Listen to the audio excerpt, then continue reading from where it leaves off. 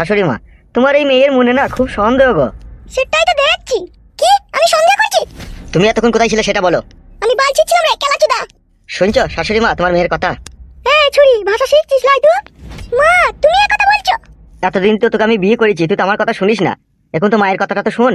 হুটহাট করে এখানে ওখানে যাচ্ছিস, কেউ যদি কাপড় তুলি ভরে দেয় তখন কি হবে? কেলাচোদা মিনসে ভাষা ঠিক করে বলবি, ঠিক আছে? এই শিবানী তুই ঘরে যা। আমার মন বলছে জানো শাশুড়ি মা, তোমার মেয়ে মনে হয় কারোর সাথে লাইন ফাইন মারে। বেশ করে মারি রে, তোর তাতে কি? ঠিকই বলেছো তুমি, আমার আবার কি? আমার কিছুই নয়, আবার আমার সবকিছু। তুমি আমার বউ, 6 মাস 21 দিন হলো তোমাকে বিয়ে করেছি। এরপরে যদি তোমার পেটে বাচ্চা চলে আসে তাহলে অন্য কেউ সেই বাচ্চাটা তৈরি করবে, আর সেই পাপের বোঝা আমাকে মাথায় করে বহন করতে হবে। তুমি তো ডার্লিং সেটাই চাইছো।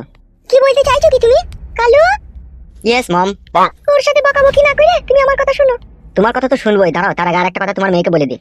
আমি জানি শিবানী, এই গ্রামে তোমার একটা ভালোবাসার মানুষ আছে, কিন্তু প্রেম করতে তোমাকে বাধা দিইনি গো, ঠিক আছে? কিন্তু তার পাপের ফল আমার ঘাড়ে চাপাবে।